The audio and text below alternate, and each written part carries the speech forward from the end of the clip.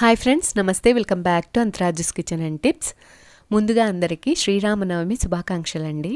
శ్రీరామనవమి నాడు అన్ని చోట్ల శ్రీరామునికి ఎంతో ఇష్టమైన పానకం, వడపప్పు, చలిమిడిని నైవేద్యంగా నివేదిస్తూ ఉంటారు. ఆ రోజు ఈ ప్రసాదాలకి ఎంతో ప్రాముఖ్యత అనేది ఉంటుంది. ఈరోజు మన వీడియోలో ఈ ప్రసాదాలతో పాటు మేము ఇంట్లో సులభంగా తయారు చేసుకునే ప్రసాదం పులిహోరను కూడా షేర్ చేస్తున్నానండి. శ్రీరామనవమి నాడు పర్టికులర్గా ఈ ప్రసాదాలే ఎందుకు తయారు చేసి పెడతారంటే దాని వెనకాల కొన్ని ఆరోగ్య సంబంధమైన విషయాలు కూడా ఉన్నాయి. జనరల్గా శ్రీరామనవమి పండుగ మండు వేసవిలో వస్తుంది కదండి. కాబట్టి ఈ పండుగకు చలువ పందిళ్ళు వేస్తారు. బెల్లం పానకం, సుగంధ ద్రవ్యాలతో రామరసం చేస్తారు. మజ్జిగ, పెసరపప్పు ప్రసాదం, దీనినే మనం వడపప్పు అని కూడా అంటామండి. ఇలాంటివి ప్రసాదంగా ఇవ్వటం వల్ల పండగ రోజు వేసవి తాపాన్ని తట్టుకోగలుగుతాం. అలాగే మన ఒంటికి చలువ కూడా చేస్తుందన్నమాట. అయితే మీరు సులువుగా పండుగ రోజు ఈ ప్రసాదాల్ని తయారు చేసి ఆ శ్రీరామచంద్రునికి నైవేద్యంగా సమర్పించి సకల గుణాభిరాముని యొక్క చల్లని ఆశీస్సులు ఎల్లప్పుడూ మనందరిపైన ఉండాలని ప్రార్థిద్దాం. ఓకేనండి, ఈ ప్రసాదాలన్నింటినీ సులువుగా ఏ విధంగా ప్రిపేర్ చేసుకోవాలో ఒకసారి చూసేద్దాం. ముందుగా ఇక్కడ నేను వడపప్పును తయారు చేయడం కోసం ఒక బౌల్లోకి 2 టేబుల్ స్పూన్ల వరకు పెసరపప్పును తీసుకుంటున్నానండి. ఇప్పుడు ఈ పెసరపప్పుని 2-3 సార్లు శుభ్రంగా క్లీన్ చేసుకుని పైదాకా వాటర్ని వేసి 1 గంట పాటు నాననివ్వండి. తర్వాత పులిహోర కోసం 1 గ్లాస్ వరకు నార్మల్ రైస్ని ఒక బౌల్లోకి వేసుకొని 2-3 సార్లు శుభ్రంగా క్లీన్ చేసుకుని తిరిగి 2 గ్లాసుల వరకు వాటర్ని వేస్తున్నానండి. 1 గ్లాస్ బియ్యానికి 2 గ్లాసుల వాటర్. ఇప్పుడు ఈ విధంగా వాటర్ని వేసిన తర్వాత 1 అరగంట పాటు పక్కన పెట్టి ఉంచండి. అలాగే పులిహోర కోసమే ఒక పెద్ద నిమ్మకాయ సైజ్ అంతా చింతపండుని తీసుకుని ఒకసారి క్లీన్ చేసి అందులోకి గోరువెచ్చని వాటర్ని వేస్తున్నానండి. ఎక్కువ వాటర్ని వేసి నానబెట్టకూడదు. మనకి పులిహోరకి పులుసు కాస్త చిక్కగా రావాలండి. అందుకని కొద్దిగా వాటర్ని వేసి ఒక 15 నిమిషాల పాటు నాననివ్వండి.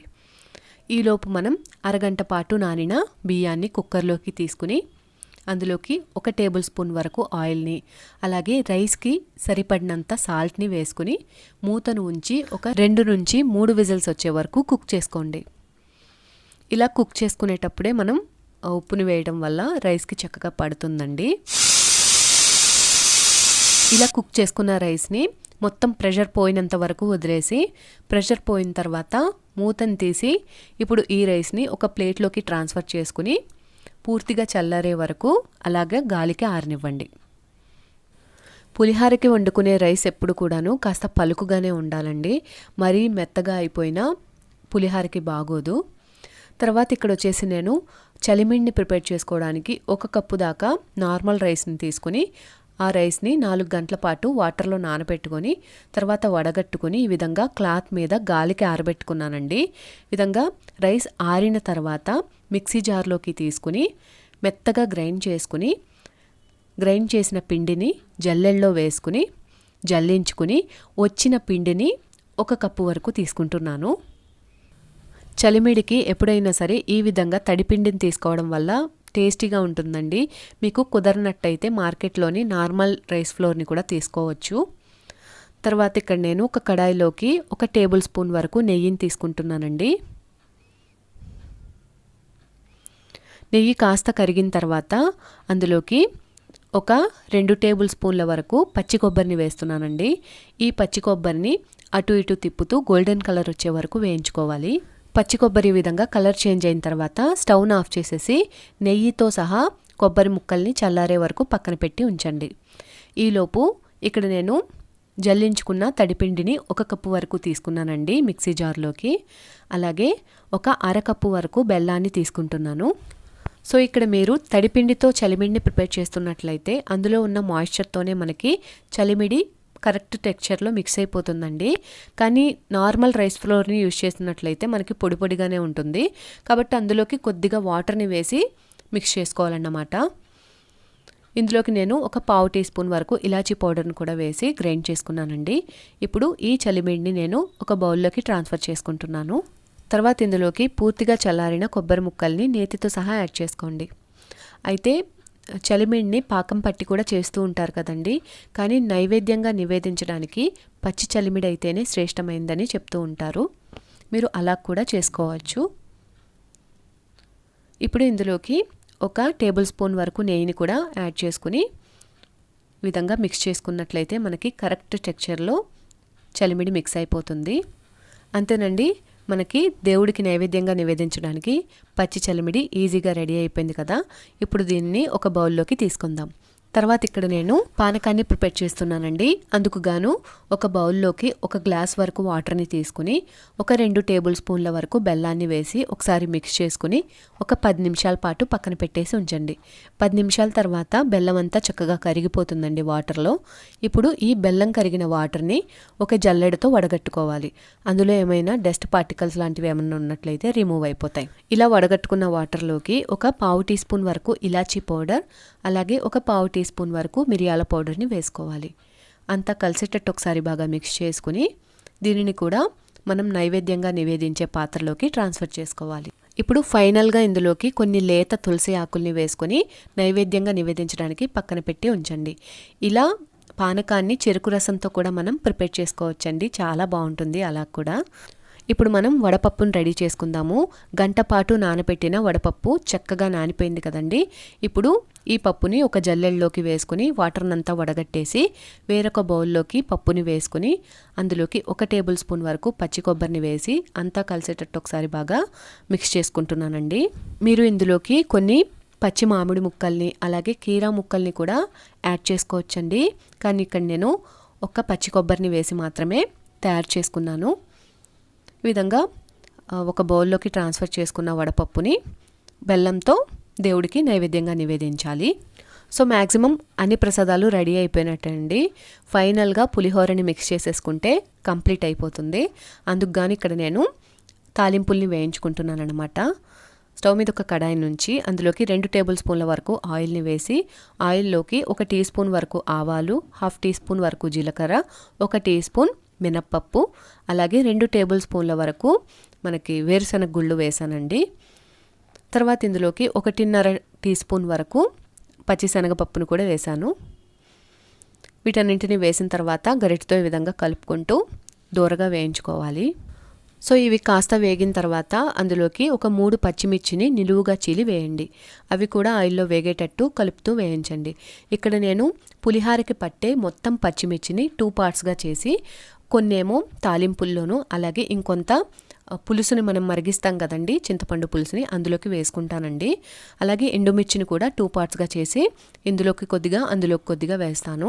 ఇలా వేసుకోవడం వల్ల మనకి పులిహార మంచి టేస్టీగా ఉంటుంది. ఏదో ఒక దాంట్లోనే వేసి వేయించేసామంటే మనకు అంత టేస్ట్గా అనిపించదండి.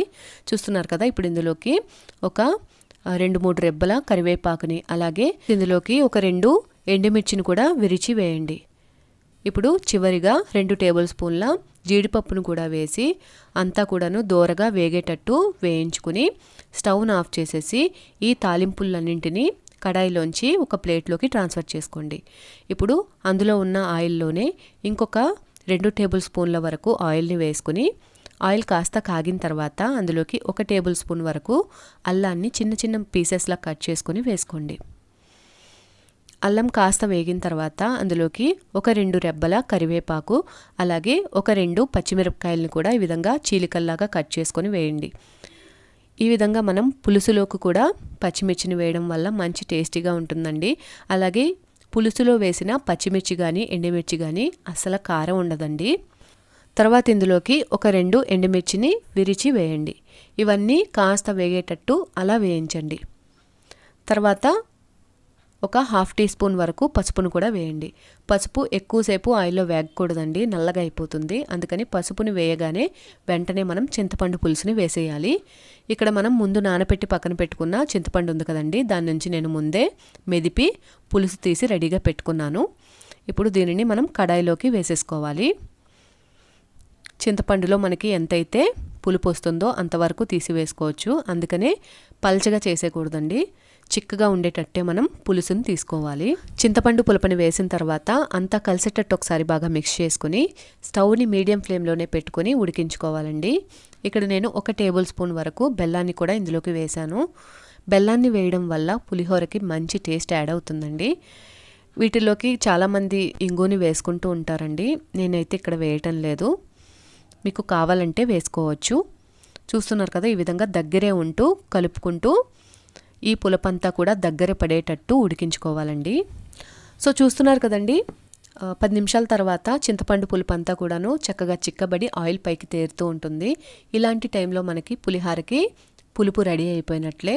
స్టార్టింగ్ నుంచి మనం ఇందులోకి సాల్ట్ని యాడ్ చేయలేదండి, అందుకని ఇక్కడ నేను 1 టేబుల్ స్పూన్ వరకు సాల్ట్ని వేస్తున్నాను. యాక్చువల్గా మనం ముందు రైస్లో కూడా సాల్ట్ని యాడ్ చేసామండి, కాబట్టి చూసి రెండిట్లో అడ్జస్ట్ చేసుకుంటూ వేసుకోవాలి. మీకు తెలియనట్లయితే ఏదో ఒక్క దాంట్లోనే వేసుకొని ఇంకొక దాంట్లో స్కిప్ చేసేస్తే సరిపోతుంది. పులుపు కాబట్టి కాస్త ఎక్కువగానే సాల్ట్ పడుతుందండి. తర్వాత మనం ముందు ఉడికించి చల్లారబెట్టుకున్న రైస్లోకి ఇప్పుడు పూర్తిగా చల్లారిన ఈ చింతపండు పేస్ట్ని వేసుకుని ఈ విధంగా మిక్స్ చేసుకోవాలండి. చూస్తున్నారు కదా, మనకి రైస్కి ఎంతైతే పడుతుందో అంత మటుకే చింతపండు పులుపుని వేసుకుంటూ మిక్స్ చేసుకోవాలి. ఈ విధంగా మిక్స్ చేసుకున్న రైస్లోకి ఫైనల్గా మనం ఫ్రై చేసుకున్న తాలింపులు ఉన్నాయి కదండి, అన్నింటినీ వేసేసుకోవాలి. వేసుకున్న తాలింపులన్నీ కూడాను చక్కగా అన్నమంతటా కలిసేటట్టు మిక్స్ చేసుకోండి. అంతేనండి, మేము ఇంట్లో తయారు చేసుకునే ప్రసాదం పులిహోర ఈజీగా రెడీ అయిపోయింది కదా. ఇప్పుడు ఈ పులిహోరని మనం ప్రసాదం గిన్నెలోకి ట్రాన్స్ఫర్ చేసుకుందాం. ఓకే, మీరు కూడా ఈ ప్రసాదం రెసిపీస్ని తయారు చేసి ఆ శ్రీరామచంద్రునికి నైవేద్యంగా సమర్పించి ఆయన ఆశీస్సుల్ని పొందండి. ఓకే ఫ్రెండ్స్, మీకు నా ఈ వీడియో కనుక నచ్చినట్లయితే ప్లీజ్ లైక్ చేయండి, మీ ఫ్రెండ్స్ అండ్ ఫ్యామిలీ మెంబర్స్కి షేర్ చేయండి. కొత్త వాళ్ళు ఎవరైనా మన ఛానల్ని చూస్తున్నట్లయితే మర్చిపోకుండా సబ్స్క్రైబ్ చేయండి. మరొక మంచి వీడియోతో నేను మిమ్మల్ని మళ్ళీ కలుసుకుంటాను. Thanks for watching.